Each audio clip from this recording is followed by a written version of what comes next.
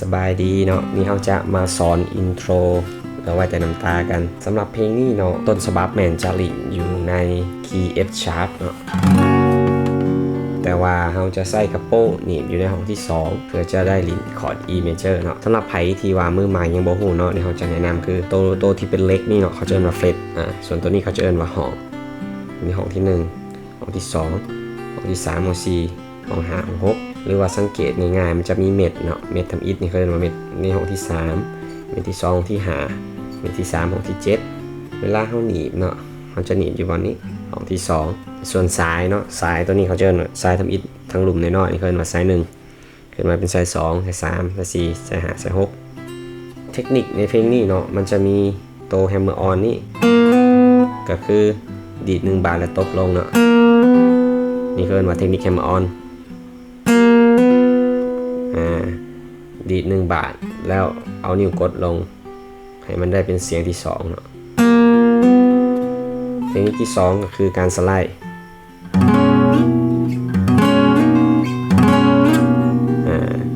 ก็จะมีประมาณนี้เนาะสำหรับเทคนิคในการลีดตัวนี้เนาะจะแบ่งออกเป็น2ภาคเนาะก็คือภาคที่1ที่ลีดแต่ตัวนี้ส่วนภาคที่2มันจะลีดแบบนี้เนาะ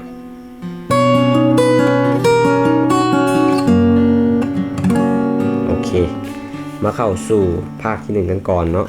ทำอิฐนี่เราจะใส่นิ้วกลางจับอยู่สายที่4ห้องที่4ต่อมาแม่นนิ้วนางจับอยู่สายที่3ห้องที่4นับเลยเนาะห้อง1ห้อง2ห้อง3ห้อง4จับมาเลย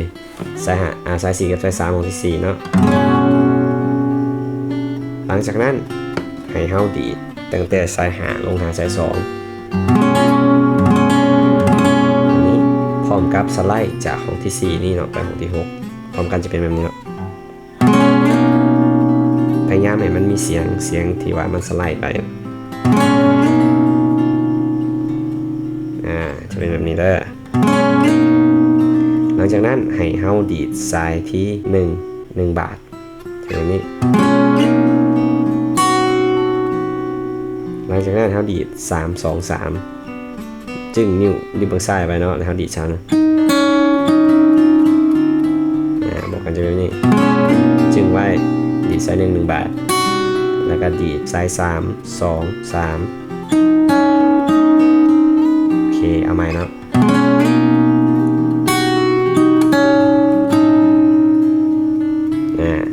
หลังจากนั้นเราจะจึ้งตัวนี้ไว้เนาะแล้วเราจะใส่นิ้วซี่นี่มาจับอยู่สายที่1ของที่4มันจะเป็นคอร์ดฟอร์มนี้เริ่มจากตัวนี้เนาะสาย1 บาท3 2 3และเอานิ้วซี่มาจับอยู่สายที่1ของที่4พร้อมกับดึงสายที่5กับสายที่1พร้อมกันเริ่มแต่ต้นเนาะสไลด์จากห้องที่4มาห้องที่6โดยการดีดตั้งแต่สาย5หาสาย2ดีดสาย1 บาท3 2 3เอานิ้วซี่ลงมาสายที่1ห้องที่4แล้วดึงสาย5กับสาย1พร้อมกันและกับ3 2 3อีก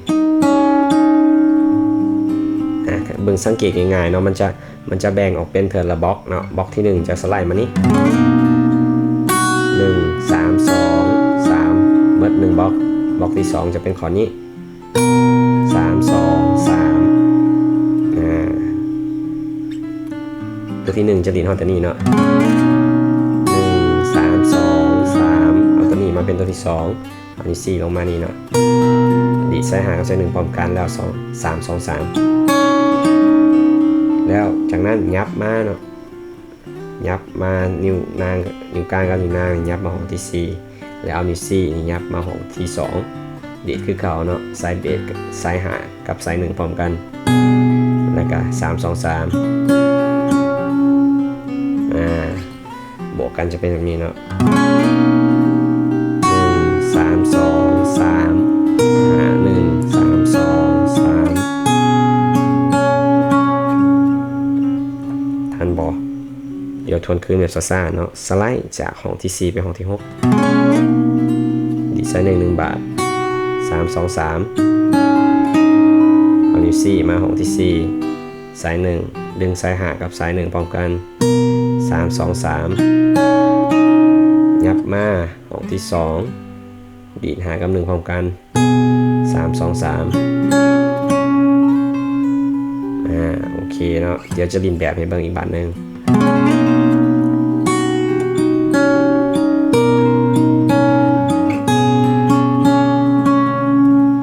หลังจากนั้นเราจะมาดีดคอร์ด E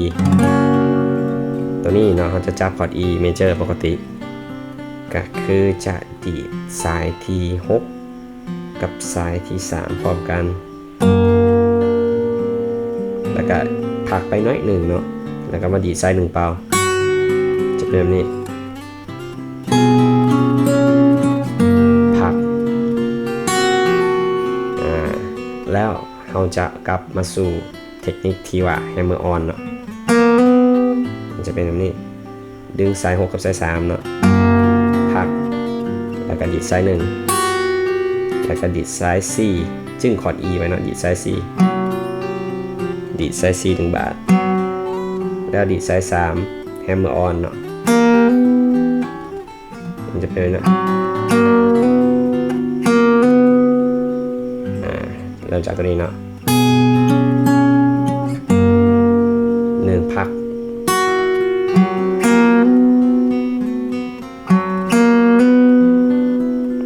ก็คือเราจะดีดสาย4นี่เนาะเราจึงคอร์ด E major ไว้แล้วเราดีดสาย4 1 บาทแล้วเราดีดสาย3 1 บาทแล้วตบนิ้วก้อยลงไปในสาย3ของที่2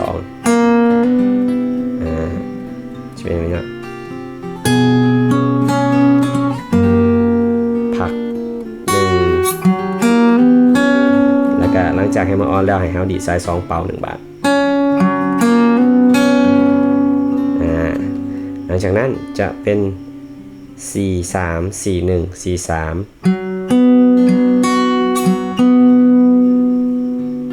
ผมจะนะพัก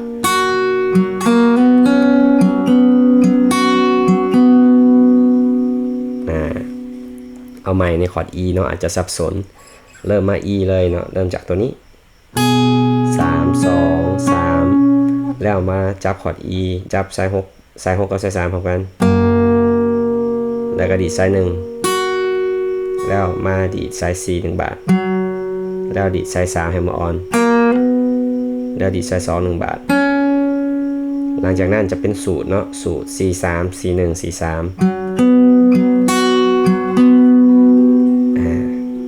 นั่นก็คือภาคที่1เนาะเดี๋ยวเราจะลินให้เบิ่งเริ่มต้นเลย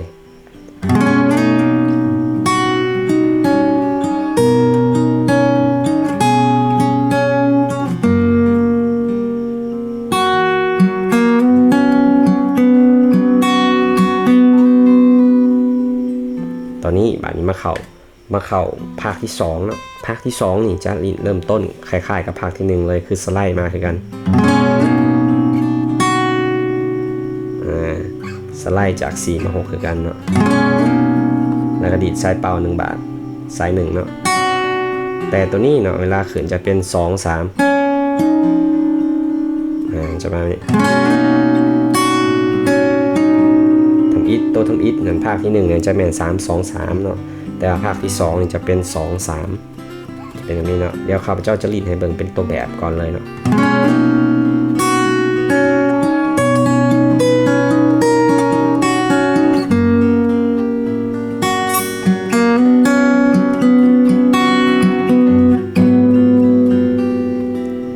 ก็คือเราจะสไลด์เนาะจากห้องที่4มาห้องที่6คือเก่าคือกับภาคทำอิฐนั่นเนาะแล้วก็ดีดซ้าย1 1 บาทแล้วก็ดีด2 3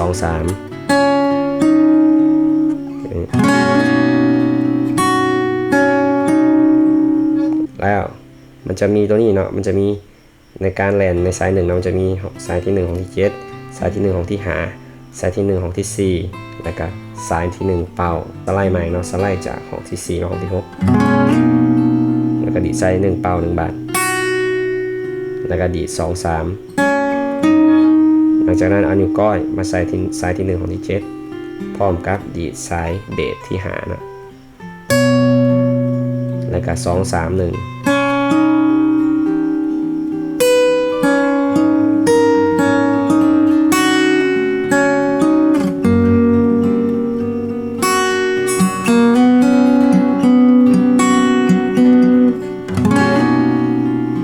ใหม่เนาะเดี๋ยวภาคที่2นี่จะไปแบบซ่าๆบางอีกครั้งหนึ่งคือจะสไลด์จากห้องที่4สไลด์ไปห้องที่6คือกับภาคที่1เนาะแล้วก็ดีดซ้ายเป่า1 บาทดีดซ้าย2 1 บาทซ้าย3 1 บาทหลังจากนั้นเอานิ้วก้อยลงมาอยู่ซ้ายที่1ห้องที่7พร้อมกับดีดซ้าย5 1 บาทพร้อมกันแล้วก็ดีด2 3แล้วก็ดีดซ้าย1มันจะเป็น1 2 3 1 2 3อ่ะจะเป็นแบบนี้ต่างแต่ว่าโต๊ะที่วานิ้วก้อยของที่7นี่จะมีไซด์เบสไซด์หาเข้ามาเนาะแล้วก็2 3 1 2 3 1 2 3เข้าใจป่ะคือไซด์1อยู่ห้องที่หารก็จะเป็น1 2 3ยับมาไซด์1ห้องที่4กับเป็นรวมกันจะเป็นแบบนี้นะ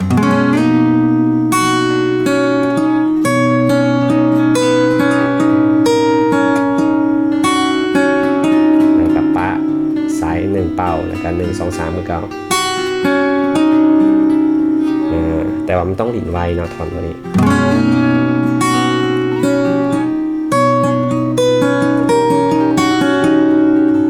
แล้วก็มาคอร์ด E คือเก่าแบบเดียวกันเลยกับตัวทวิตเนาะ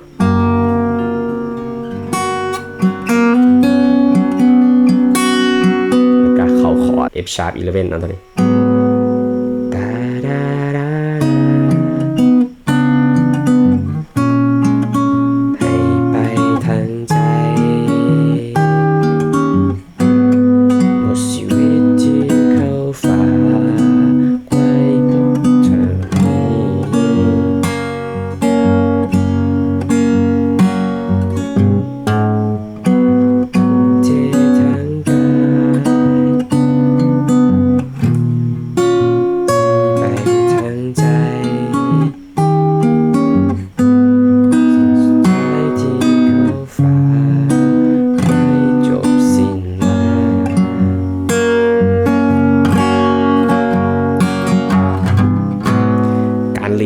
อย่าลืมว่าเฮาหลินแบบใดก็ได้มันบ่มีคำว่าผิดเนาะ